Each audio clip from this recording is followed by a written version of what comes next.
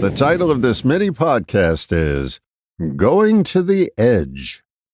The grasshopper parceled out this bit of wisdom many years ago. Living on the edge will sharpen your skills. If you listen to the conversations in the deli line or at a local bar or to the needs of a person in therapy, the common thread seems to be the goal of wanting an unchallenged life.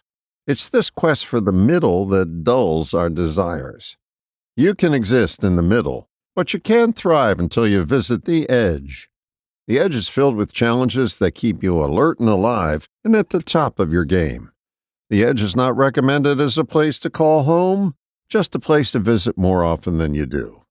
The edge is just past your comfort zone where new learning is in abundant supply. You'll get uncomfortable when you learn something new because it's unfamiliar territory. But the result of staying in your comfort zone is not a learning experience. It's best described by philosopher Alan Watts in his library metaphor.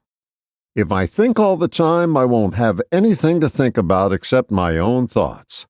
Now that would leave me high and dry, and I would become like a library to which the only books being added were books about the books that were already in it.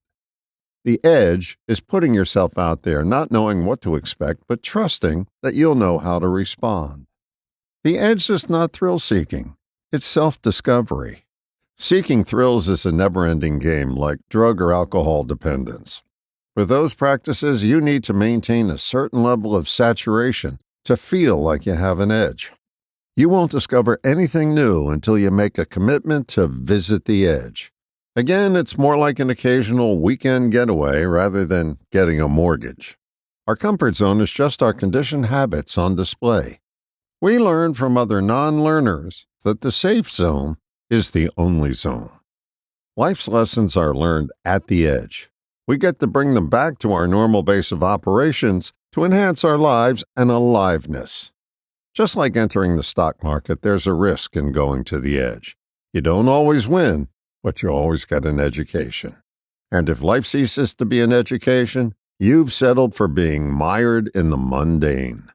If you desire to discover more about you, it's simple. Travel to the edge more often than you do. I'm reminded of a tongue twister I learned a long time ago. A noisy noise annoys an oyster most.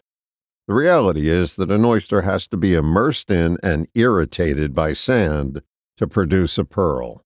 We, too, have to get out of our comfort zone in order to find the edge of discovery.